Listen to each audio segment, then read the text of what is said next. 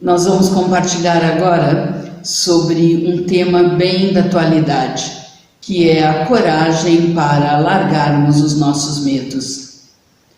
Nós sabemos que a coragem é uma qualidade que tem sido largamente descrita na literatura mundial. Ela é uma virtude que motiva diversos estados de consciência e muitas das nossas atitudes. Ela nos ajuda a dar um amplo significado para nós refletirmos sobre o impacto que as situações e a nossa vida têm no nosso comportamento, tanto individual quanto coletivo. No momento que nós estamos vivendo, onde nós estamos tendo esse isolamento social e muitos de nós, pela primeira vez na vida, ficando na sua própria companhia, tendo essa oportunidade de estar a só com mais tempo para refletir, para olhar-se, para a introspecção, para conhecer-se, nem sempre nós ficamos satisfeitos com aquilo que nós enxergamos. Então, ao termos essa atenção na coragem para nos ajudar a dar uma reviravolta em nossas vidas, muitas vezes mudanças nos relacionamentos disfuncionais que nós temos, e para enfrentar muitas situações, nós vemos que a coragem ela é fundamental para largarmos a nossa consciência velha, nossa velha natureza e personalidade. Ela também nos ajuda a largarmos de muitos objetos que não precisamos mais. Vamos acumulando e quase que entulhando nossas vidas com muitos aparatos que não nos servem. Nós podemos ver que uma vida de minimalismo, como tem sido chamado hoje em dia, tem alguns autores que inclusive acreditam que nós não deveríamos ter mais do que 100 objetos ou posses na nossa vida. Imagina o quanto nós poderíamos reduzir essa dependência de tantos bens que nós possuímos, que nós nos cercamos com eles. Nós precisamos dessa coragem para desafiar os muitos preconceitos que nós ainda temos, mesmo que não sejam preconceitos grosseiros, mas preconceitos, alguns deles muito sutis, mas que nos acompanham e limitam a nossa visão do outro e principalmente limitam a compaixão que nós devemos e podemos ter em relação aos outros. Precisamos de coragem para mudar hábitos, para irmos atrás das nossas metas e nossos ideais, para poder recuarmos, para poder pedirmos desculpa, para poder cedermos em várias situações. A coragem é realmente uma virtude fundamental para que nós possamos viver e ter impulso para nos melhorar. Uma das coisas que nós observamos é que às vezes uma grande virtude nossa pode ser também nosso maior defeito. E para isso a coragem anda de mãos dadas com a determinação, porque a determinação ela nos dá o entendimento do que nós deveríamos praticar, e a coragem ela nos faz trazer esse entendimento para a realidade. Vamos dar, por exemplo, uma situação. Vamos imaginar que uma determinada pessoa seja muito inteligente, ela seja muito intelectual, tenha muitos conhecimentos e muita sabedoria. Mas essa mesma capacidade pode ser uma inimiga se isso trouxer arrogância, se isso trouxer um sentimento de superioridade em relação aos outros, porque essa mesma capacidade intelectual vai afastá-la das pessoas e vai dificultar que ela tenha amigos, vai dificultar o relacionamento dela com a equipe de trabalho, etc. Um outro exemplo seria de uma pessoa extremamente organizada. Nós vemos que essa pessoa ela pode se tornar intolerante com a desorganização dos outros, a ponto de tornar-se inflexível e de romper relacionamentos.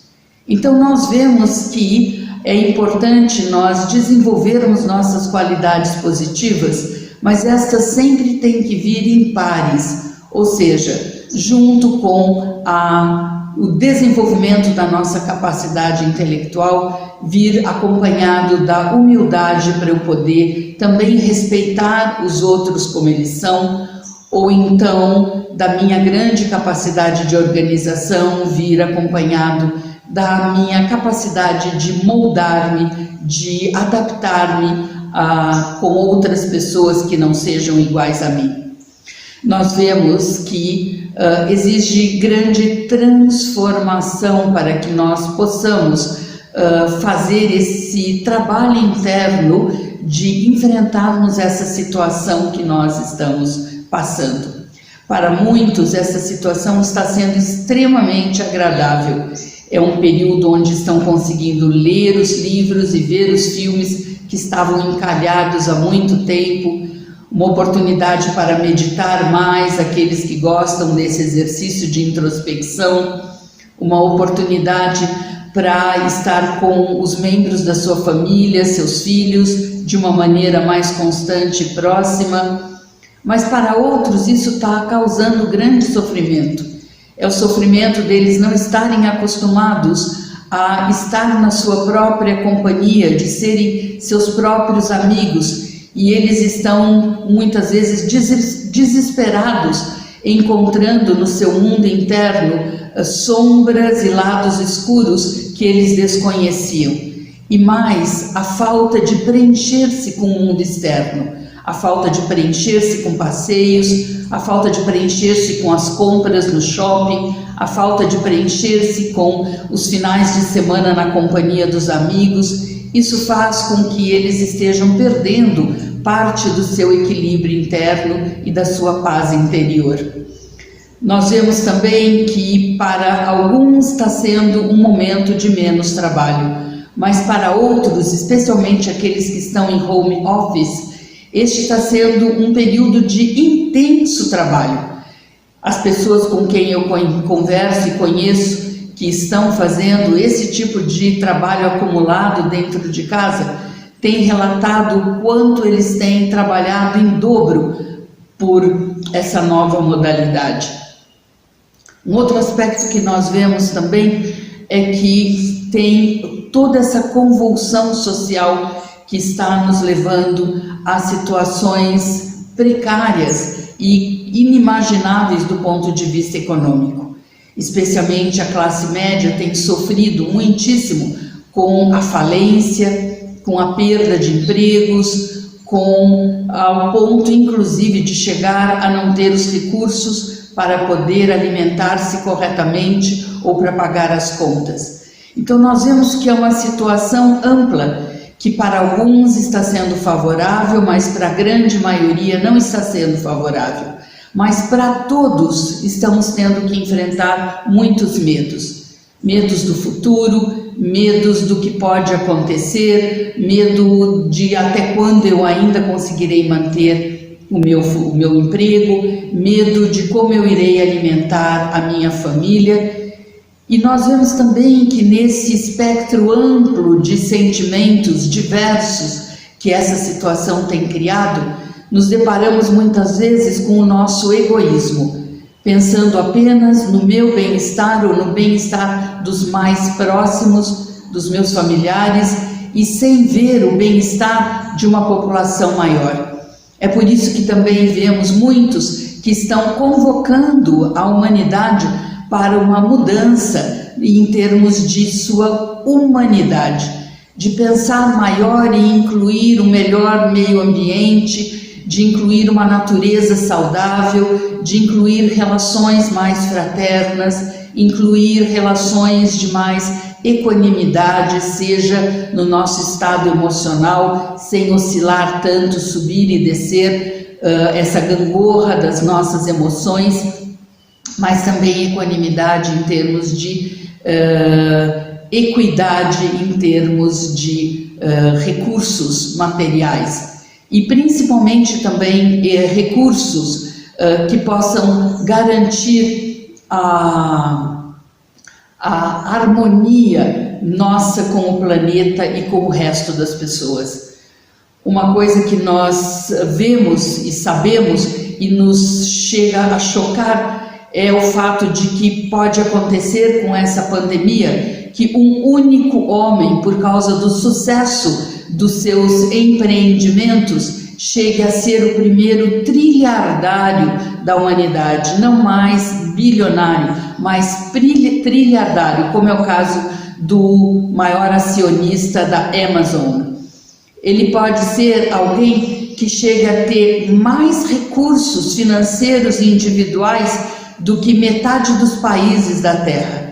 Isso não parece uma questão justa do ponto de vista da humanidade, para o qual eu pessoalmente acredito ser muito positivo todo esse manifesto que está acontecendo por parte principalmente de artistas e de ambientalistas em relação a uma nova ordem em termos da natureza. Podemos todos viver com menos, dividir mais e viver melhor.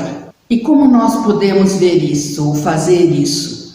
Um dos aspectos fundamentais é desenvolvermos um intelecto elevado. O oposto de um intelecto elevado seria um intelecto degradado. O intelecto degradado é aquele que só pensa em si, é aquele que só vê o seu próprio benefício, é aquele que não tem clareza, é aquele que não confia, aquele que não tem fé, aquele que vive pendurado no passado, nas memórias do que aconteceu. O intelecto degradado é aquele que critica muito e faz muito pouco, é aquele que vê apenas defeito nos outros. E nós, ao contrário, precisamos desenvolver um intelecto elevado, que é o único que vai nos garantir sermos capazes de fazermos essa mudança no mundo que todos nós vemos como essencial. Não sei se todo mundo vê como essencial, mas pelo menos aqueles que são sensatos, aqueles que são compassivos, aqueles que têm esse sentimento de fraternidade pela humanidade, eles sentem que eles precisam compartilhar mais. Então, o intelecto elevado é aquele que tem clareza interior, é aquele que não pensa só em si, mas ele inclui os outros e inclui a natureza também. É aquele que confia, é aquele que tem fé, é aquele que é capaz de acreditar na providência divina, não apenas de uma forma cega, mas de uma forma por experiência, porque quanto mais nós nos aproximamos desse ser supremo, desse ser divino, que seria o pai e mãe para todos nós, mais ganhamos não apenas força interior, mas ganhamos a certeza do seu companheirismo e da sua ajuda. Então nós vemos que o intelecto limpo, o intelecto estável, é aquele que é capaz de fazer esse desafio em relação a todas as condições atuais. É um intelecto uno, é um intelecto que não sente que somos separados do resto dos seres humanos ou mesmo do ambiente à nossa volta. Ele sente essa unicidade com tudo e com todos. E principalmente é um intelecto que jamais desiste. Ele se mantém firme na perseverança do seu ideal e das suas metas. E nós vemos que esse intelecto é fundamental para vencermos os nossos medos. Porque, na verdade, o que é o medo? O medo, ele vem do desconhecido. Ele vem de uma base onde nós nos identificamos com tudo aquilo que é limitado e limitante, com o nosso corpo físico que é temporário. Então, nós vemos que a base de todos os medos, na verdade, é o medo da morte, é o medo de perder o corpo, de sair do corpo, seja pela ignorância do que vai acontecer depois, seja por medo das ações que eu tenho praticado nessa vida e não tenho, portanto, a garantia de que meu futuro será melhor. É por isso que nesse aspecto também nós verificamos que há algumas leis espirituais que são fundamentais para nos ajudar a dar mais autossegurança. E uma delas é a lei do karma, que nos diz que tudo aquilo que nós plantamos, nós colhemos, que tudo aquilo que nós fazemos, nós alcançamos o retorno. E é muito importante nós lidarmos e levarmos esse entendimento para a nossa existência. Porque se nós percebermos que o nosso comportamento, as nossas ações, o uso dos nossos recursos de tempo, financeiro, das nossas qualidades, dos nossos talentos, estão sendo utilizados da melhor forma possível, então por que eu deveria ter medo do meu futuro? Eu tenho certeza que eu serei capaz de contar com um futuro melhor, um futuro garantido, digamos assim. Então nós vemos que o medo ele pode ser lidado conforme nós temos conhecimento, nós entendemos os princípios da vida. E eu gostaria aqui de contar uma história dessas que circulam na internet, e eu na verdade não tenho muito hábito de abrir essas mensagens que vêm, mas essa não sei porque tinha um chamariz que me fez abri-la e eu achei bem interessante. Disse que dentro do feto havia 2 gêmeos conversando e um deles representava o intelecto degradado e o outro representava o intelecto elevado.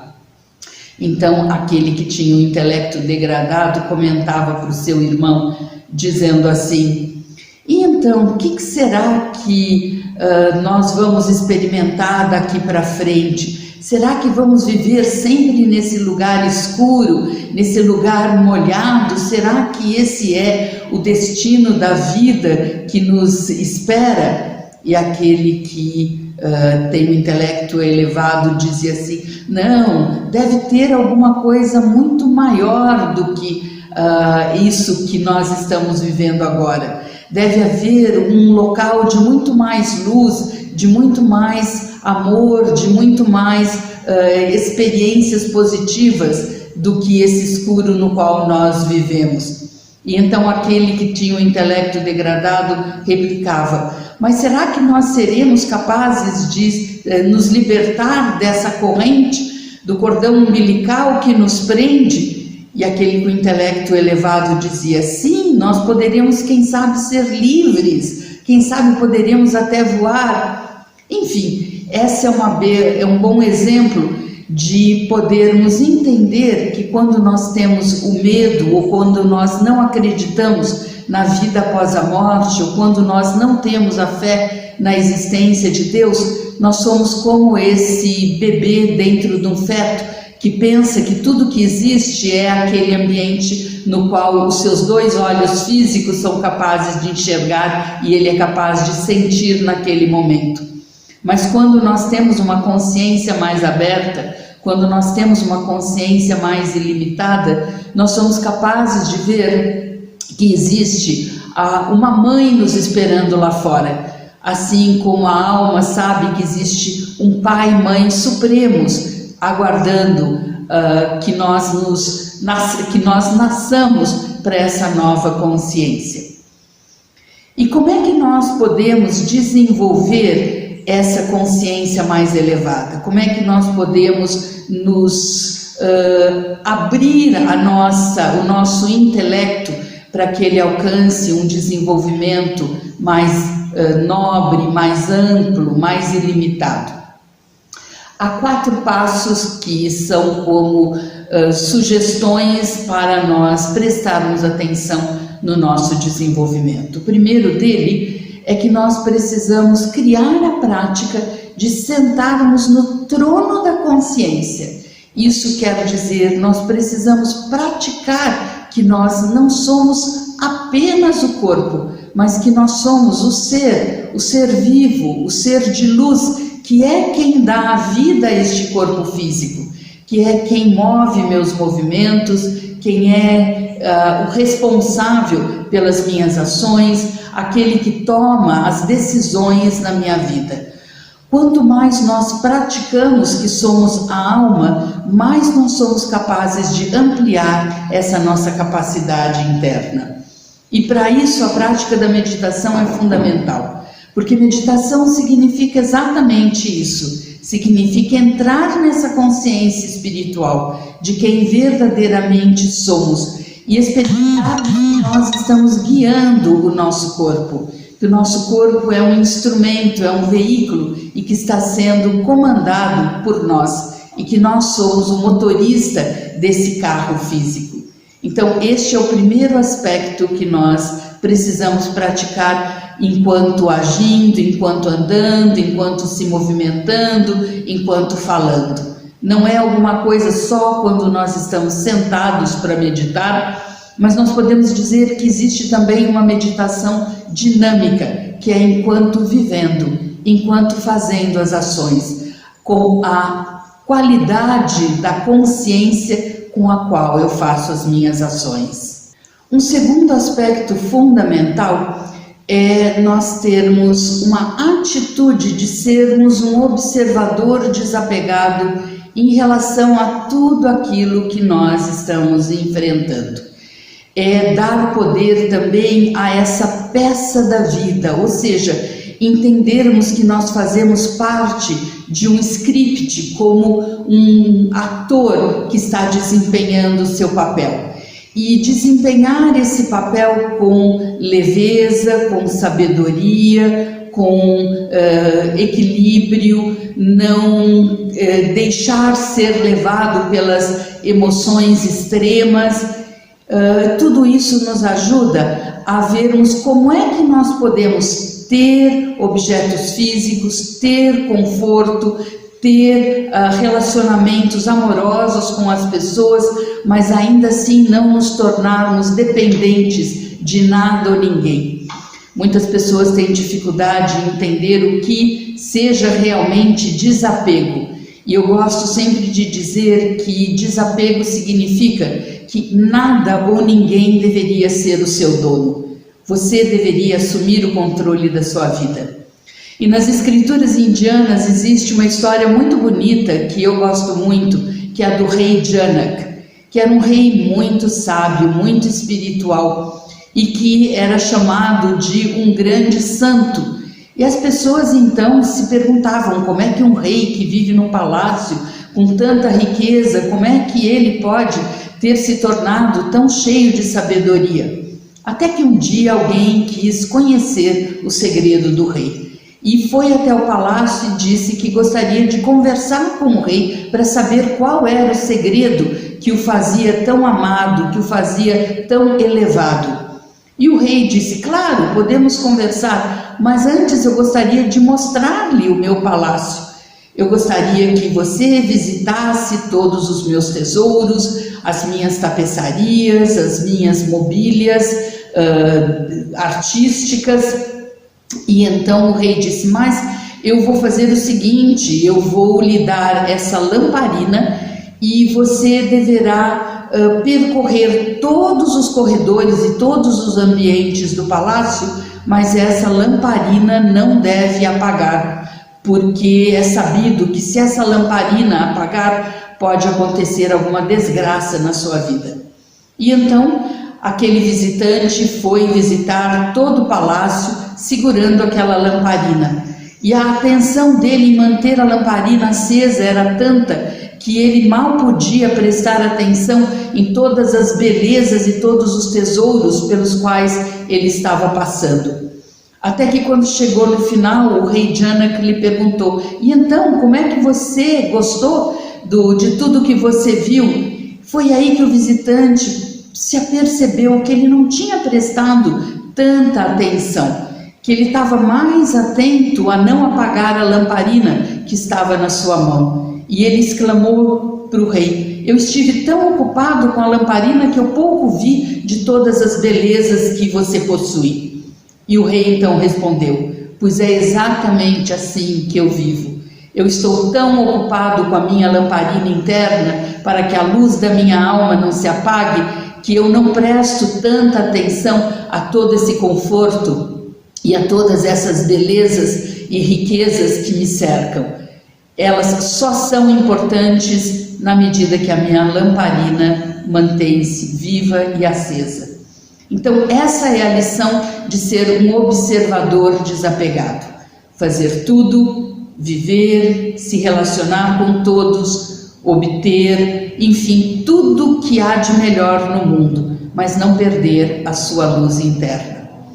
Um terceiro aspecto importante é ter o conhecimento das leis espirituais, viver constantemente aprofundando-se nestes entendimentos das leis espirituais, porque o conhecimento espiritual ele é fundamental para que eu viva melhor e viva sabendo exatamente da razão, do porquê de tudo. Nós sabemos que nada é por acaso, nós sabemos que tudo tem uma causa e uma consequência. Então, viver de acordo com as leis universais é aquilo que na filosofia yogi se chama viver de acordo com o Dharma, ou seja, de acordo com as leis espirituais, de acordo com a justiça divina.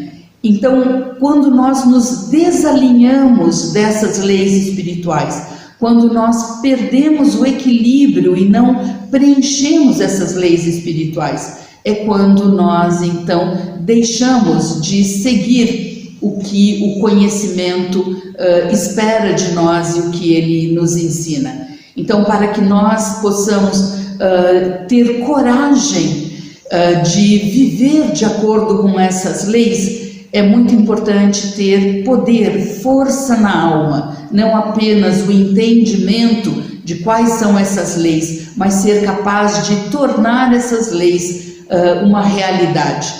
E é assim que, junto com a coragem, nós precisamos de ter determinação, porque muitas vezes será difícil, nem sempre será fácil colocar essas verdades eternas no nosso comportamento. Mas com determinação, já foi dito que a determinação é a chave do sucesso. E um quarto aspecto, tão importante quanto os três anteriores, é nós vivermos de acordo com as nossas metas. Nós termos essa capacidade de reconhecer o nosso valor, que é algo que esse período de quarentena tem despertado em muitas pessoas, é a falta de autoestima. Essa perda do sentimento de que eu sou capaz, a perda do sentimento de que eu posso vencer, de que eu posso ser vitorioso. Essa vitória talvez tenha que ser conquistada pouco a pouco, ou seja, são pequenas vitórias diárias na forma de falar, pequenas vitórias diárias na forma de controlar a boca para não comer demais, pequenas vitórias diárias para controlar os pensamentos e não deixar que os pensamentos negativos invadam a nossa mente, pequenas vitórias para nós sermos capazes de desenvolver a disciplina e arrumarmos o nosso quarto e a nossa casa para estarmos num ambiente limpo, leve e onde, enfim, nós nos sintamos bem.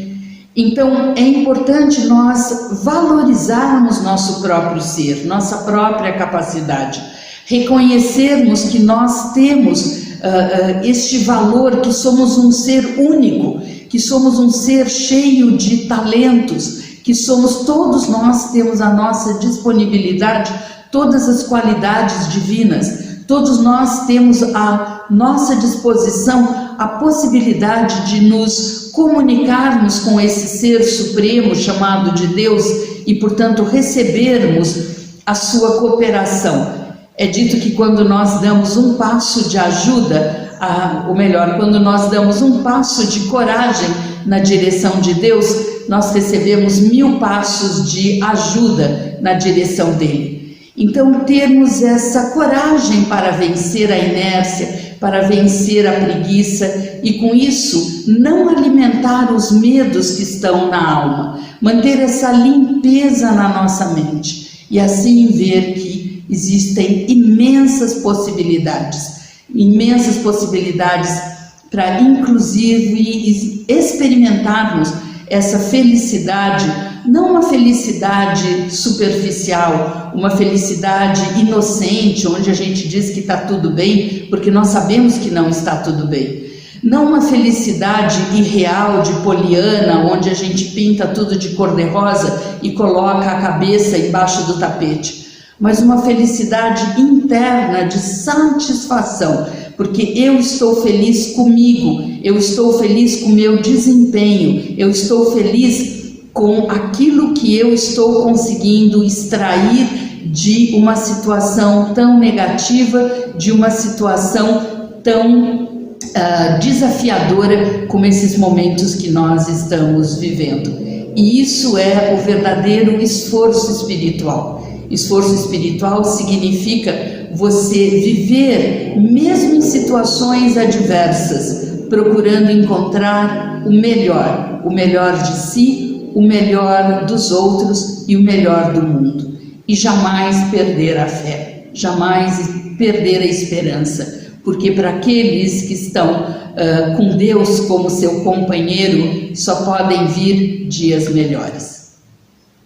Então eu agradeço a oportunidade de poder ter compartilhado com vocês, e agora vocês vão ficar com a minha querida amiga Liliane Duarte, professora da Brahma Kumaris na sede de Florianópolis, e que vai falar para nós de um tema tão importante, que é como nós lidarmos com a ansiedade nesse momento atual. Nós vamos concluir com uma meditação para que nós possamos experimentar um pouco da força desse intelecto elevado e ilimitado que todos nós possuímos e também da companhia do Divino. Nós podemos permanecer sentados numa posição confortável, os pés no chão, os braços soltos sobre seu colo, a cabeça no prolongamento da sua coluna e a face tranquila. Se você pudesse se olhar num espelho, você veria que seu semblante está suave e sereno. E você leva a sua atenção, primeiramente, à sua respiração, para poder ajudar a acalmar-se. A respiração suave, a respiração ritmada. Você vai visualizando que quando o ar entra, é como se luz estivesse entrando junto com o oxigênio.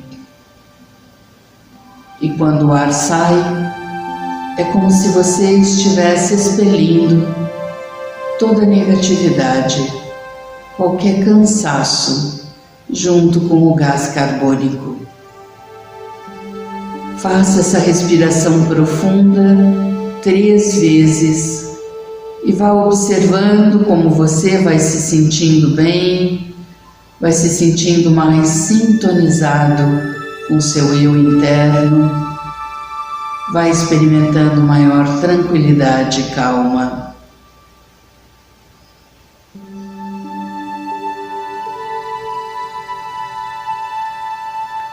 E ao terminar essas 3 respirações, você começa a levar a sua atenção para o centro das suas 2 sobrancelhas, para o terceiro olho, o olho do conhecimento, o olho da sabedoria, o olho do intelecto.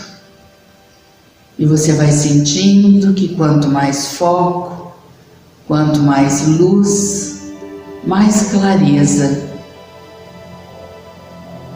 uma sensação de bem-estar invade seu ser, porque agora você está sentindo que você é mais do que o corpo físico, que você é esse ser metafísico, esse ser de luz, essa energia eterna, diferente da energia física limitada.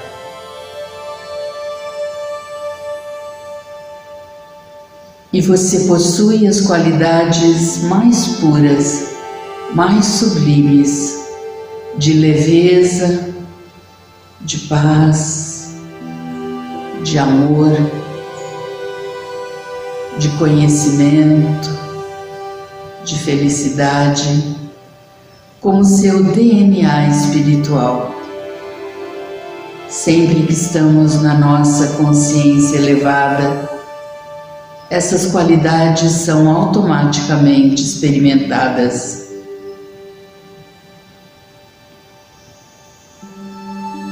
E eu me sinto tão leve, livre de todas as pressões. Por alguns momentos é como se eu estivesse acima de qualquer situação e circunstância. Eu me sinto tão leve que sou capaz de subir ao encontro de uma fonte suprema, um sol espiritual, a fonte de todas as virtudes e de todo o poder interno.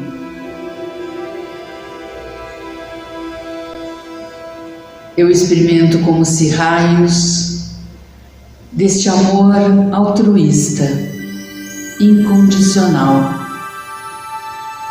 dessa paciência ilimitada, tolerância, amor próprio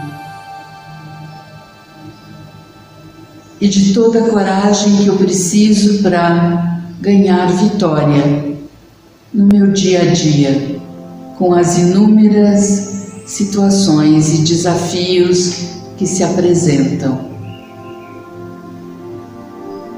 Eu vou me preenchendo, me recarregando, experimentando que esses raios de luz estão penetrando na alma e me tornando forte, corajosa. Eu permaneço assim alguns momentos, simplesmente aberta a me recarregar.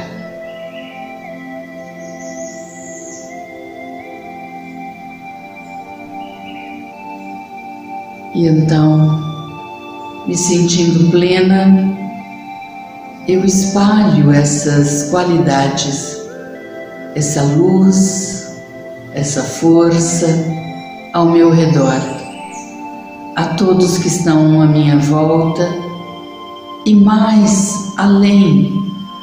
Sou capaz de irradiar como um farol que irradia sua luz pelo universo e todos poderão se beneficiar.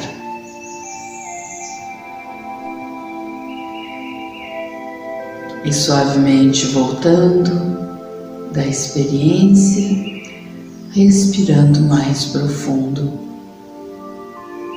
voltando a sentir seu corpo sentado na cadeira ou no sofá. E aqui eu me despeço com a saudação Yogi Om Shanti, que nos relembra que somos seres de paz. Om Shanti.